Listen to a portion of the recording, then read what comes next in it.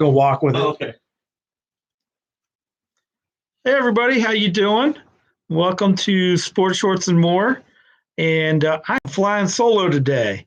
Bill cannot make it, and neither can Judy. So we're going to talk sports. And actually, you have to bear with me for a minute. You're going to have to walk and talk with me because I'm going to take this downstairs for the rest of the group to join in with me.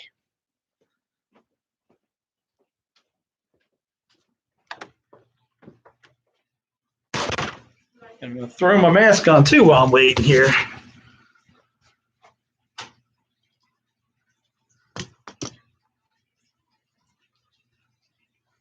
There's Emily. We're going to make our way downstairs to the classroom.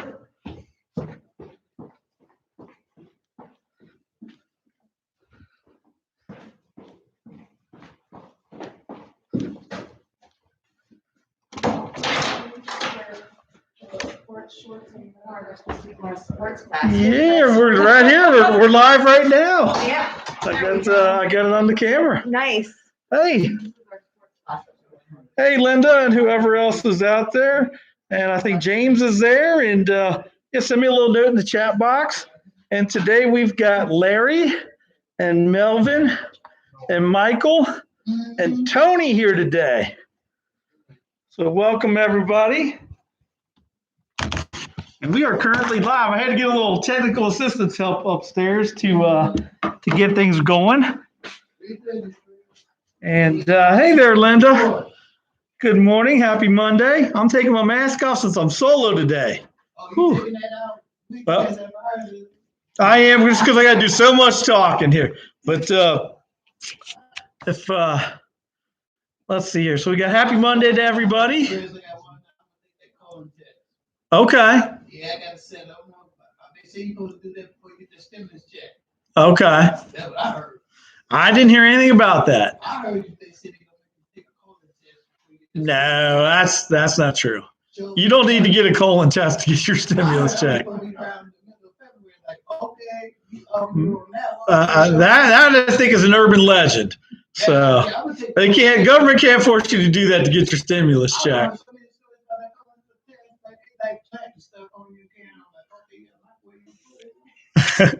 Well, let's get started with some sports. So let's see here. Where should we start?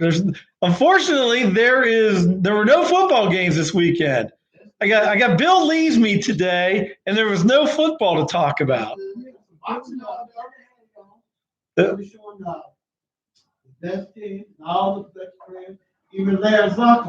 like the best teams and the best players of the past? Okay. They managed to stay this secret. I said, what do you think about the Super Bowl? He said, Kansas City. He said, you don't think anything about the Buccaneers? He said, man, they already beat the Buccaneers. That's a win during the preseason. So Kansas City was well, let's talk about the Super Bowl because it is the big game coming up. Yes. And we'll have a lot to talk about on Monday because it'll be the day after the Super Bowl. So the defending champions are the Kansas City Chiefs. They're going to play the Tampa Bay Buccaneers, led by Tom Brady, and this will be his 10th Super Bowl. The last time I heard, the point spread was 3.5 points. The Kansas City Chiefs are favored to win, but it's very hard to bet against Tom Brady. Isn't that right, Tony? That's right. He's one of the greatest, if not the greatest, quarterback of all time. So the Chiefs are going to have, I think, their hands full when it comes to Tom Brady.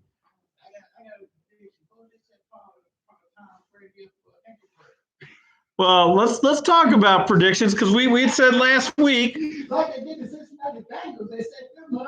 Well, we said last week we were going to talk about our predictions. So I want to start with Larry because Larry's always got a prediction in mind. Who's going to win, Tampa Bay or Kansas City? Kansas City 21-13 according to Larry.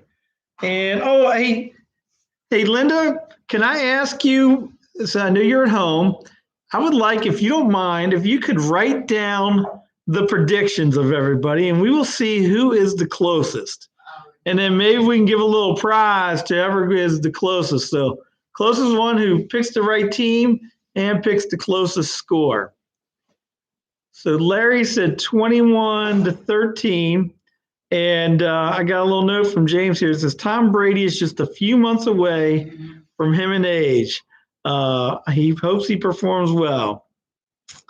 And Linda says she is picking Kansas City, going to the store to get snacks. Super Bowl Sunday is always super packed.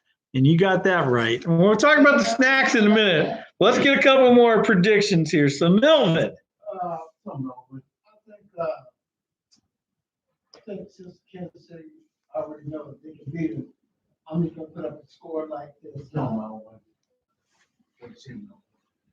33-26. 33-26. Melvin Austin says the Kansas City Chiefs are going to win, basing that upon the game earlier in the year that I believe Kansas City won, didn't they? Oh, there's a regular season game too, because Tyreek Hill had like 200 yards receiving in the first quarter, and they had a hard time stopping Tyreek Hill in that game. They slowed him down a little bit in the second half, but I don't know if Tampa Bay is built to handle the speed of Kansas City, but we'll find out. Tony, what is your prediction? Tampa Bay or Kansas City? I don't know. Take your best shot at it. I don't know who's gonna win. I'll tell you what. How about we give you Tampa Bay, since everybody else seems to be taking Kansas City? You want to be the underdog? Yes, I don't know. There's nothing wrong with being the underdog. Online, I got James says 31-27 Tampa Bay. So you got company now, Tony. James says 31-27 Tampa Bay over Kansas City. That my prediction, Chris. Michael Morgan, you are up. I put it like this: sneak attack, because it's Kansas City Chiefs start leading out, but Tampa Bay start losing. You know they're gonna do a back sneak attack and get back on them. It might be a tie score, almost a tie score, just about a tie score. If Kansas City going for the Super Bowl, man, it's a tight squeeze game. They fight for the blood. What kind of score you think? I think Tampa might just come back with a hardcore on Kansas City. For real, they're going for that Super Bowl. So you're saying Tampa Bay is going to win? Yeah, they're going to get thirsty. All right, what's the score you got for it? I put it like this. And Tampa Bay could start off beating, like, say they start off like 7, and the Tampa Bay got like 0, that's a good beat. But if Tampa Bay start off before they do, like, they score a couple of touchdowns, then everybody be looking at the Kansas City Chiefs like, what is wrong with you? So it's like a heads and tails. Because that's some good team. Tampa Bay ain't nothing to play with. All right, I got to lock you into a score. What's the score going to be? It's gonna be a nice game. This is what we gotta look at. If they don't get no penalties and no flag thrown, and they play a real smooth game, we know where they're going. But if they start getting on, like almost every football team I don't see, gotta get a red flag, gotta get some kind of penalty on their sets from back. That's what's messing them up until they get set back on the penalty. Now Tampa Bay don't get no penalty, they play a fair game, and Kansas City Chiefs play a fair game without no dumb flags and no, oh, you went out of bounds. Oh, you intercept that, it was an incomplete pass. Some little goofy stuff. If they play a fair game, then we know where they're going. Because it seems like, it's just like other teams. They get like Pittsburgh was playing the Browns. Browns knew they had them, but they didn't know they were going to have them. Pittsburgh ain't never played with it. Speaking of the Tampa Bay, James mentions online, do not underestimate the Tampa Bay defense. And I don't know if folks know this. James, I think, saw the same story I did last night. There's a guy from Tampa Bay's defense named Mike Edwards. He's a local kid.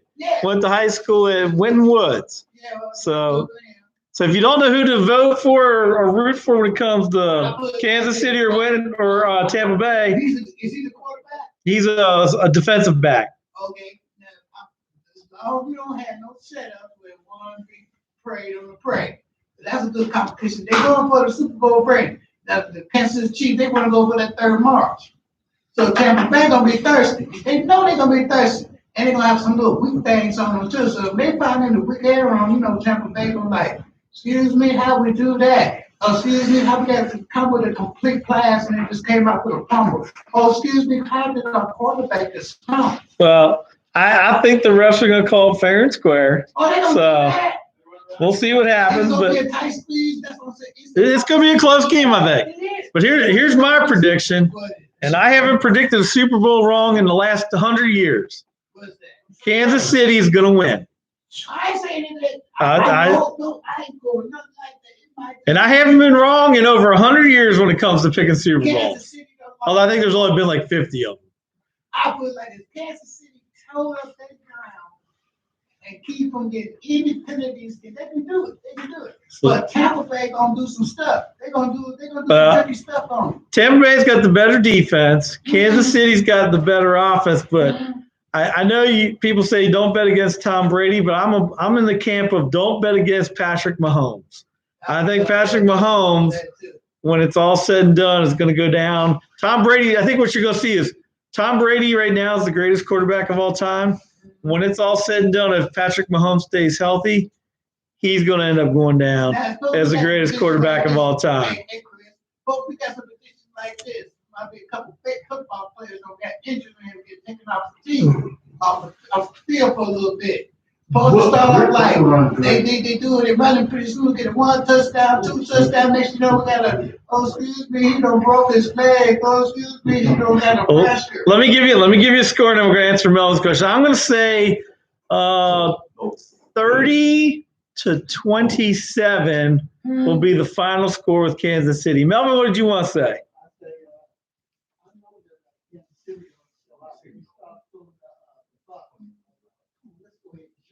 Yeah. And that's what Kansas City gonna do. Remember them plays that come out, nobody like, Look at this guy. and this other guy passed the ball down. Yeah.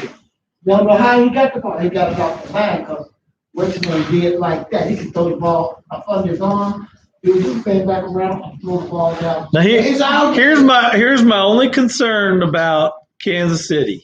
If they do not win, it's going to be because Kansas City lost their left tackle. Their left tackle, I believe, tore his Achilles in the last game, and he's probably their 1 or 2 best offensive linemen. So if Tampa Bay is able to get pressure and beat whoever is at that left tackle spot and make Mahomes throw the ball sooner than what he wants, then Tampa Bay is going to win. But I think Andy Reid is such a good coach. He'll be able to scheme, keep Patrick Mahomes protected enough that they will end up winning. That's why I said, Chris, they're going to get thirsty for the game. Tampa Bay, no, they want to get that mark. We're gonna, They know that they're going to get thirsty. That's how Kansas City Chiefs going to set them up. Let them think that they're really thirsty. And that's when they're going to start making them penalties. we're gonna give Tony. We gave you Tampa Bay, and let's give you a score of 20-17. We'll say lower scoring game. This way you got a team and a score in this as well. And then we'll figure out, maybe we'll give a little gift card or something to the winner next week for whoever was the yeah, we'll do a little Kroger card for like $15 to the winner. And I think Linda's writing these down, so I appreciate that, Linda at home. Thank you for doing that. Can I give a score? If Tampa Bay get at least 2 touchdowns and the Chiefs got a little higher score than them, then I ain't got nothing to say. Well, give me some numbers, Michael. What numbers do you want for a score with Tampa I Bay? said, Kansas City Chiefs start off, they lead 7-0 to Tampa Bay, then Tampa Bay come up with a touchdown to tie the score, but you know they're gonna try to do that. So if they do try to tie the score, it's a heads and tails who's gonna break that tie. How about we give you 27-24? Say the Kansas City Chiefs at 27-24. No, Tampa Bay. You were picking Tampa Bay, weren't you? I was picking Kansas City? Chiefs. Okay. First. Linda, give Michael Kansas City 27-24. We got one. So- Understand what that's making one thing. I always gonna be that sneak attack on these teams. Yep. We'll see about your sneak attack. Yeah, the sneak attack, they start off with one thing, and the other team is like, okay, everybody like throw a delusion, but like everybody like, what's wrong with them? Why ain't they doing this? Why they ain't doing that? And then next you know, boom, boom, boom, boom, boom. They coming back with a rematch. Well, it should be a good game. It should be a lot of, as you like to put it, a lot of sneak attacks. It's the game of the year. If Tampa Bay beat Chief, we're gonna be singing a happy song on them too. All right, so I got a little question for you. What? Because to me, the three best parts of the game are one, the game itself, two, the commercials, but three is the snacks. What is your favorite food to either eat or snack on during the Super Bowl? And we won't accept that as an answer. So, Tony, what do you got? What do you got for a favorite snack? Chips, I guess. You just like chips? Yeah. Melvin, what about you? You got a favorite thing you like to eat during the Super Bowl? I got one for you, Chris. I'll be back. What's that? Rice Krispie corn. Oh, that sounds good. Larry, how about you? You got a favorite food you like to eat during the Super Bowl? I don't know. All right, so those of you at home, Linda, James, others, what is your favorite thing to eat during the Super Bowl? Mine is probably, my wife makes a Skyline chili dip with cream cheese. You take the Tostito chips and you dip it in that, and that's probably one of my favorites. That or you can never go wrong with some chicken wings. It's better than nothing, right, Chris? Oh, we got it home. You got two good choices for home. We got James with the loaded potato skins and Linda with the buffalo chicken dip. I between all of us, we could throw one heck of a Super Bowl party, I think, because we all got some good taste in the snacks, that's for sure. Oh, better than nothing, right, Chris? That's right, Tony. That's right. All right, why don't we let's switch gears for a minute. We'll talk a little college basketball. Oh, wait a minute. Michael's coming back with a comment. Yeah, halftime. Who's singing? Who they got? They singing. Who they got? I believe it's Marshmallow is the halftime entertainment. Or the weekend, not weekend. No. Is it the weekend? I'm sorry, not Marshmallow, the weekend. We're gonna be on the tall building. Is that how they're doing it? Yeah, I paid $7 million Okay. for that. So we'll have to look forward to the halftime show. It's usually pretty good. Well, let's talk a little college basketball for a minute because two teams that I'm familiar with. Xavier Musketeers, they won a big game in Butler, which was they hadn't played in like probably 3 weeks, I think it is. And Ohio State, Tony, that's right. Did they win? I think so. They did very good. They beat Michigan State, who's always been a arch nemesis in basketball. Chris, I'm gonna tell you something. I see. We talking about what happened last time. The team that showed the big game. I'll tell you, this week I did not watch not football. No, I'm improvising this. No, I didn't watch nothing. Only thing I watched was a little boxing. That was my game right there. Little boxing, man. Little boxing Friday. Okay. That was interesting. Was it interesting? Yeah, it was. So a couple comments online that James doesn't remember the last time basketball looked this bad, and I'm with you. It's been hard for me to watch some of the basketball lately. Actually, I'll give you a good example of some bad basketball. I was telling Melvin this earlier. It was in the NBA last night, and the Brooklyn Nets, who just acquired James Harden and their team's loaded. They got three of the best players in the league: Kevin Durant, James Harden, and Kyrie Irving. Were playing the Washington Wizards, who are one of the worst teams in the league. And Brooklyn was winning 46-41 with 9 seconds to go. And Washington comes down, shoots a long three, makes it 146-144. Brooklyn takes the ball and inbounds it and throws it right to the guy from the Washington Wizards, which makes me almost think that basketball's fixed when it comes to the scores. The guy catches it, shoots a three, puts Washington ahead 147-146. Brooklyn calls timeout. They get the ball out with just a couple seconds left, and they get the ball and the guy cuts to the basket, and they pass it to the guy. Mhm. And he goes to lay it up with a left-handed layup, and it rolls around the rim and falls off. Washington grabs the rebound, and they foul him. The guy goes and makes 2 free throws, and Washington ends up winning 149-146. They scored 8 points in the final 9 seconds. And the other night, I think it was Thursday night or Friday night, same thing kind of happened in the Portland game where Portland won. They were down by 5 points with like 8 seconds to go. They made a 3, and then they stole a pass on the inbounds, and the guy made another 3 to win it by a point. So in the last, I think it's in the history of basketball, this is a fascinating statistic. Okay, in the last 10 seconds of a game, when a team leads by 5 or more points, only 9 times in the history of basketball has somebody come back to win that game. The record is 9 wins and 23,000 losses. That's how unlikely it is for a team to come back. See, when they do that, you got to understand the deal. They betting on them. It's just like boxing. When I was boxing, I won 1 fight. It was me and my cousin boxing. I won 1 fight one night. Yeah. But I found out I had to take a dive. I had to let this sucker. This dude couldn't even touch me, but I had to take a dive. I had to play like this dude. If somebody bet on the fight, you had to take a dive? Guess who it was? It was my coach. He betted on me.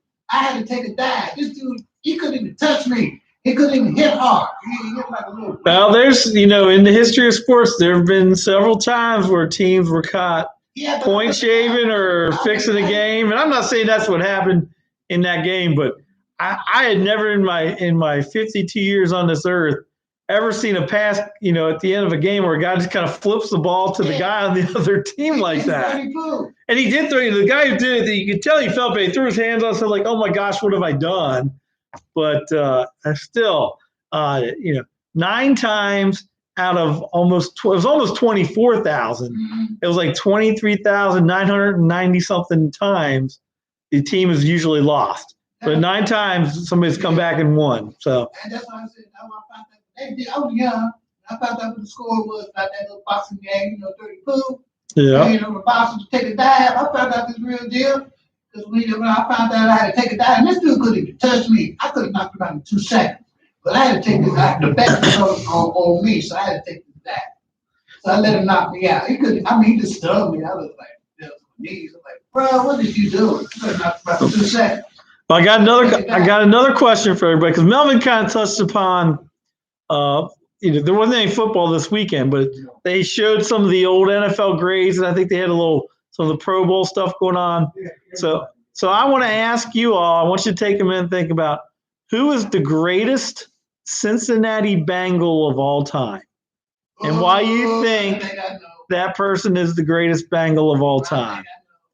Michael, do you want to start? And those of you online, I want to hear from you as well. You had Ken Anderson, you had Anthony, you had Chris Collinsworth, you had Boom Boom. Those are probably the top 4. Maybe Chad Johnson. Yeah, Chad Johnson. But see, Chad But Johnson was Hollywood. who's the best? Who's the greatest Bengal of all time? Chad Johnson was Mr. Hollywood. He just thought he was too pretty. That's all that was. He just he was like kind of feeling this way to another ground. It's like when Chad Johnson was with the Bengal, he was on that one. Yeah. He was just like Mr. Hollywood. So who do you think's the greatest Bengal then? Well, like I said, you had 4 up here. Chris Collinsworth. You got to pick one. Boom Boom. He won't broke Chris Collinsworth's in. I get Boom Boom. You go Boomer Esiason? Yeah, I get. All right, let me hear from doing good. He doing sports shows. Larry. How about you? Who's the greatest Bengal of all time? Kenny Anderson. Why do you think Kenny Anderson?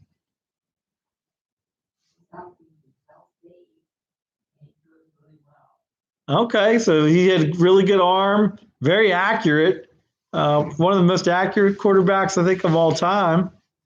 All right, Melvin, how about you? I'm gonna have to say 2 one of them is running back, Dale Campbell. Who? Right? No. No, Cincinnati Bengals now. The one that used to do the dance all the time. Oh, you talking Ickey Woods? Oh, Ickey Woods? Okay.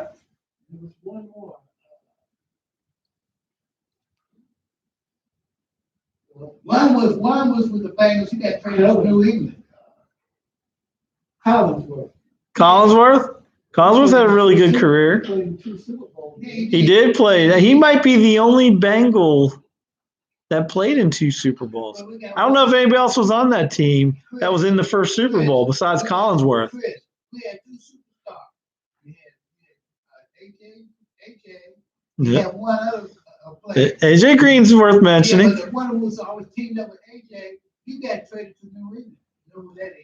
He left the Bengals. Yeah, he left the Bengals and got to New England. Chad Johnson went to New England for a little bit. This is the running back. No, this was somebody else. Oh, call it Corey Dillon. Running back. Talking about Corey Dillon. Yeah. No, it was another one. No.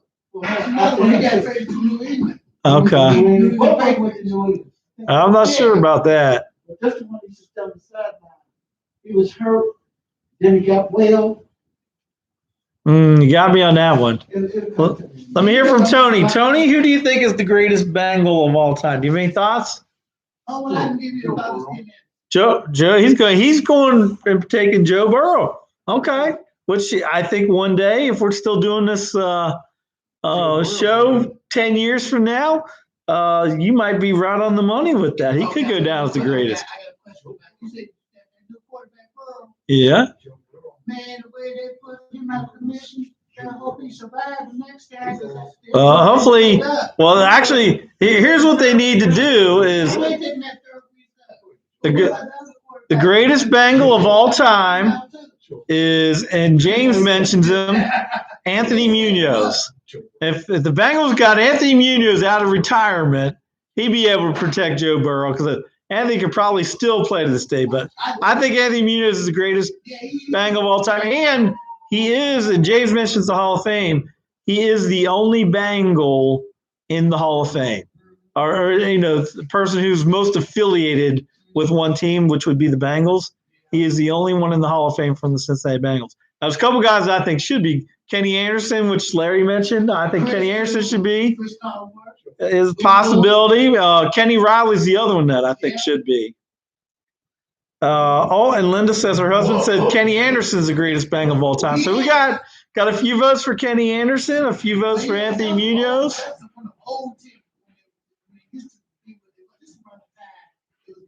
mean, this is a true story. The Bengals was starting out with bad luck for a while before they got to that Super Bowl bit. It was everybody like, okay, what is wrong with this? It was like hitting them bad streaks. The next you know, bam, came up with it. That's when what's his name? Sam came in the picture. Yep. He sparked them up. He got them. Well, they kind of for the first Super Bowl they had underachieved for a couple of years. First they weren't very good, then they underachieved, and then they brought Forrest Gregg in and they went to the Super Bowl. Right.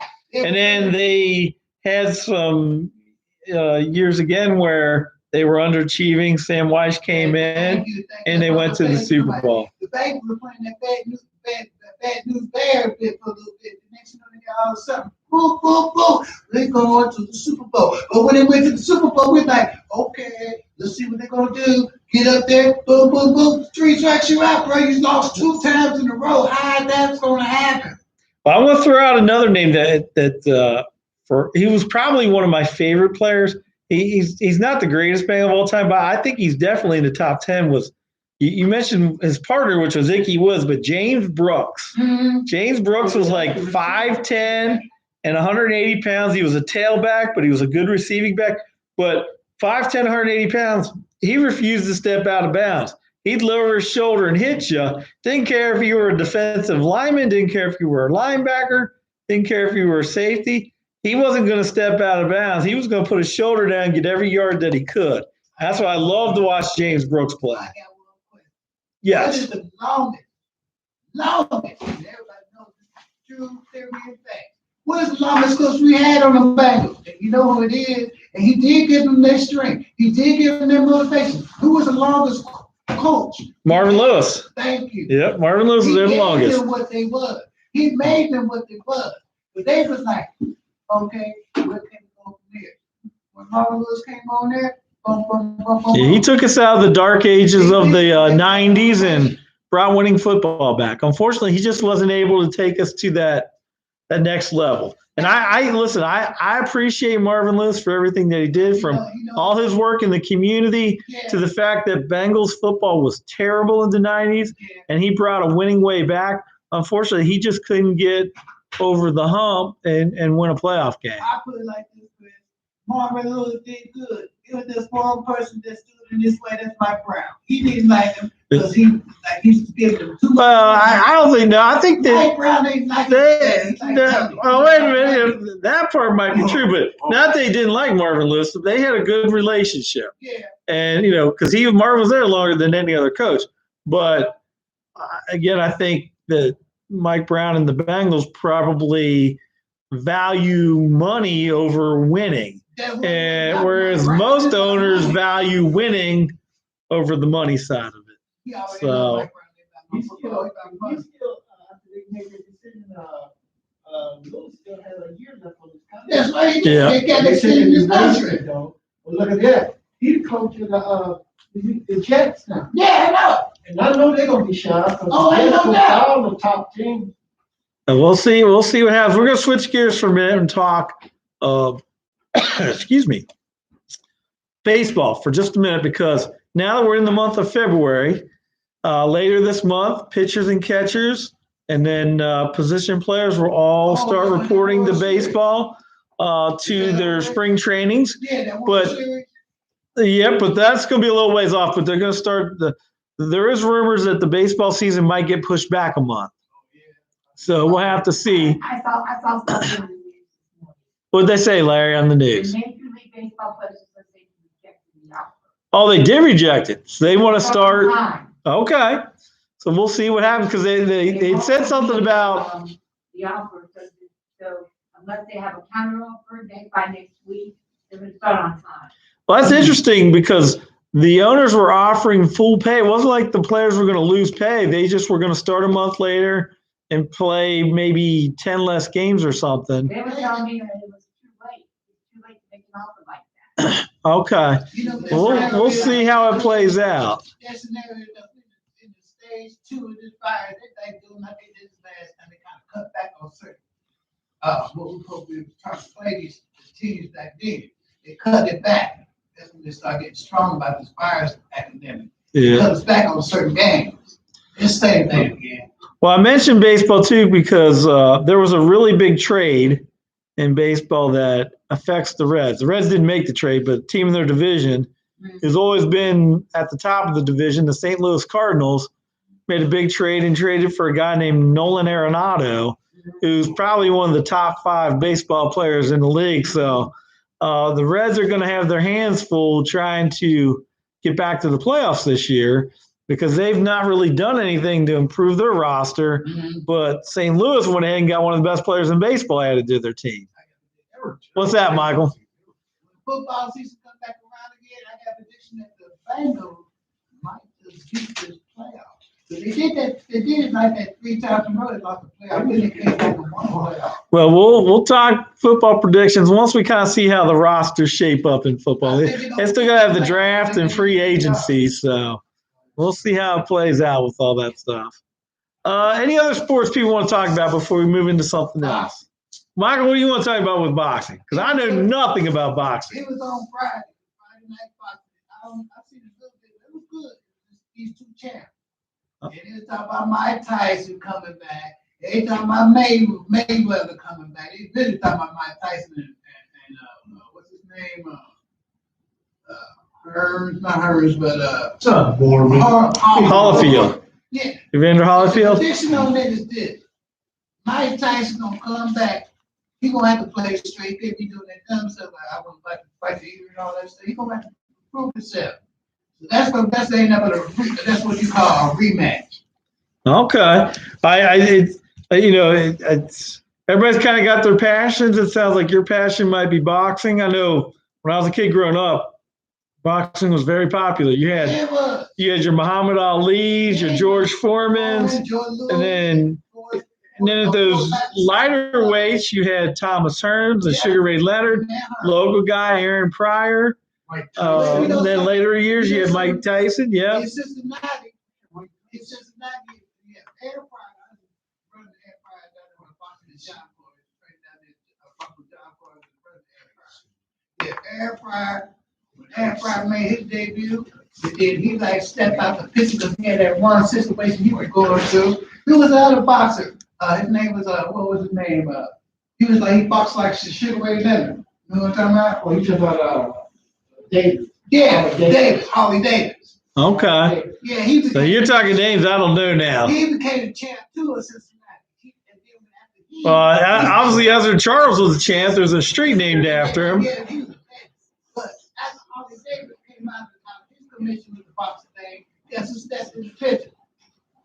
Who? Tubbs.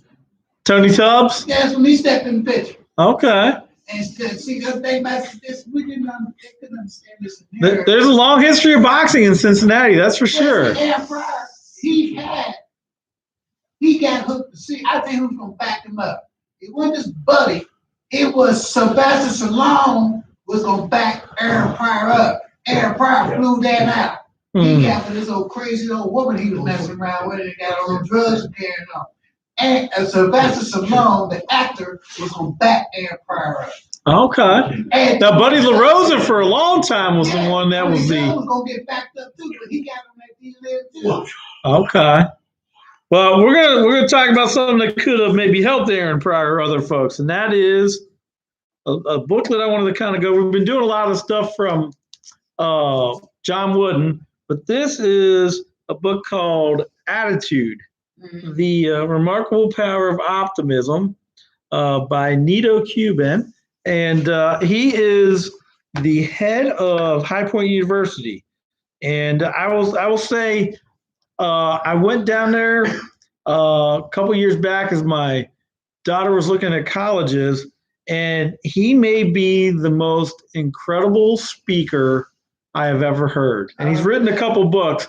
I'm just going to share a little bit about his views on attitude and just some different quotes and other things. So just bear with me for a minute. I got a couple little quotes here. One is, pessimism leads to weakness. Optimism leads to power. And that was from William James as one of the quotes. And the other quote that I had was, well, actually, when it comes to optimism versus pessimism, it says there, when you get out of bed in the morning, there are two kinds of people in this world: positive people and negative people. Optimistic, positive people spring out of bed in the morning and say, "Good morning." Pessimistic, negative people pull the covers over their heads and moan, "Oh no, it's morning again." Which person are you? And I feel like this. I wake up in one place on my I might be like, "Good morning" to you. Be like, "What is this?" I be grouchy some horse. You like, "Good morning to you." But see, that depends on your emotions. How you wake up. Don't nobody know how they gonna wake up. But that's how you, but that's where you're wrong. Though is you have control over your emotions. Nobody know how you can wake up in the morning like. It doesn't matter what kind. It could be a crummy, miserable morning like today, but you got control over how you want to wake up in the morning. But if you're going to have a positive spin to the day or a negative spin to the day. Okay, you wake up in the morning, the first thing you know is one variety. Get here and work. That's your variety. That puts you in a good feeling right there. You're on the way to work. But if I was in my position, I know I got to get up and go to school. So I might be in the crowd. So I got to psych myself out. I was like, well, I am low, but I'm going to happy face. Hey, well, sometimes you got to do what you need to do to put that happy face on. But you just say, come here like, But it's, I'm in a bad attitude. How would I correct that? well, and that's why attitude's so important, because you got to correct it. Because if to get places in life, I think people with a positive attitude get much further in life, because people will engage with you than people with a negative attitude. That's right. You can turn a negative attitude into a person. You got to discipline yourself. It's all about how you go about thinking and how you go about behaving. Because can't nobody reprogram you but yourself. I don't care if you're a psychologist, tell you like, you know, we feel that you need to be this way. You might be like, really? I might be feeling that way already. See, you got to program yourself sometimes. They can always tell you what they want you to say. You're starting to steal the lies from this book here. That's very good. Let me read you a couple more things. So, optimist or pessimist, it's your choice. It says, whether you are an optimist or a pessimist, the choice as to how you will be in the future is yours. and yours alone. If you're like the people who aren't happy unless they're miserable, you can stay that way. If you want to be joyful, enthusiastic, and excited about life, you can be, regardless of your circumstances. Thank you. And Circumstances, you got to understand the circumstances can't come in with a negative circumstance. If you come into circumstances like that, you got doubts in your mind, you feel like you're depressed all day. Nobody's gonna be on that press stuff. well, and what does that lead to? That leads to depression, isolation, anxiety. True, but put it like this, you come in there with a press attitude, you just got the blue day. We call that bare hair day. You just came in here just to get. And but you see, think about this, Chris. If you come in like that, it's gonna be a brighter side. Every side has got a brighter side. It'll be a good thing, you go down, and it'll be a bad thing, you go up. Everybody got a good side and a bad side. But I said, I can come in here one day like, I really don't want to be here. Then all of a sudden, boom, I'm in a good mood. Well, there's a lot of things that can impact our mood, but ultimately we're the ones who control that. James mentioned at High Point University, he was they were on their, I guess his account, he was a textbook salesman. I didn't realize that. And he worked with the professors in the humanities and social sciences. James, thank you for sharing that. Let me read another quote for y'all. Right. It says, this is from Jimmy Dean, the sausage man. Yeah, you made that money. Jimmy Dean says, I can't change the direction of the wind, but I can adjust my sails to always reach my destination. I know that's right. That's pretty good quote by Jimmy Dean. And Jimmy Dean makes a pretty good sausage. He did make a good sausage. So last thing I want to share with you, it says, develop a winner's attitude. So it says success is mainly a question of attitude. If you go into an undertaking expecting to succeed, the odds are great that you'll succeed. If you go in fearful of losing, you're more likely to lose. And then it says if two evenly matched football teams clash on the field, which is likely to win? Probably the school with either the winning tradition or the school that believes most that it's going to win. Because when a person expects victory, a lot of times they will obtain victory. And it was said that the late Bear Bryant, who was the legendary football coach at University of Alabama, went into each game with a winning attitude that was reportedly worth at least one touchdown for the Crimson Tide. Cultivate a winning attitude. It will sustain you even when the odds seem stacked against you. And then there's a quote by Zig Ziglar that says, you were born to win, but to be a winner, you must plan to win, prepare to win, but then also expect to win. I think it goes for sports and for life. Yes, Michael. I'm an athlete. I'm still an athlete. I'm like, I'm getting into my athlete thing, like martial arts, that's still athlete. I'm still keeping that physical thing going with my joy of what I'm doing. But I learned one thing. If you're a sore loser, you just have bad luck. If you come in there thinking that you're going to be positive and think you win, I always said, it's defeat. Defeat is your victory. That makes you strong. Because if you come in and think you're going to win all the time, and you don't win, you got to understand how that went down. Don't never be a sore loser. It's just like a boxer. Boxer can't get mad. And if you come in with a boxer and you hit him with a good blow and you get mad, you ain't no boxer. Yeah, you're right about that. It's all about discipline, self-discipline. So if I came in and think I'm going to win, and I don't win, it's all about that self-discipline that I accept the loss and cap up the gratefulness of that loss. Nobody likes a sore loser. I'm with you on that. What is it? I'm trying to think how the quote goes. Win with dignity, but lose with grace. So nobody likes a sore loser. I feel like this question. Win with dignity and be with joy and pride. Okay, I like it.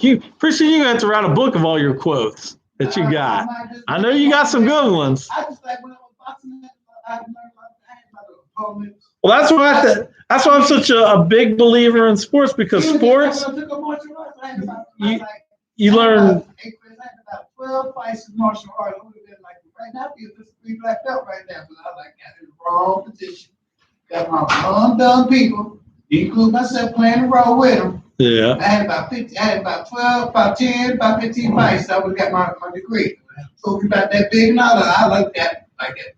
It's easy to get astray and get cast out on the other side.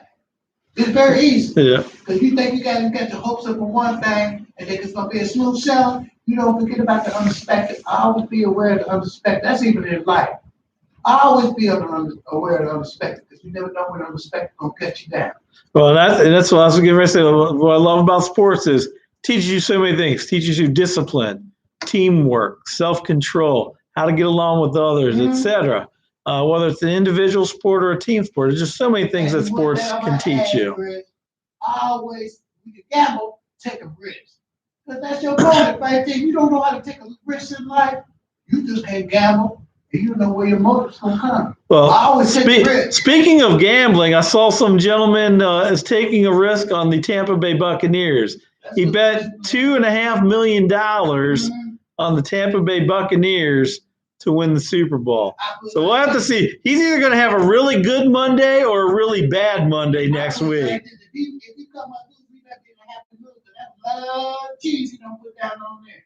So he better be a happy man when he lose. So if he come like, oh, I lost all this money. You're like, man, you knew what you were doing when you put the money down. Well, we got to get ready to run here because I unfortunately got cut off a little short because I got to take care of a couple things from today. But thank you all for joining us, Linda, James, others who are online. It's great to have you with us, and I hope you all have a great rest of the week. Thank you.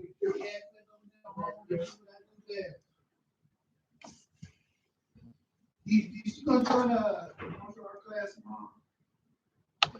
You gonna sit in? I see you work out a few steps. Yeah, I have to.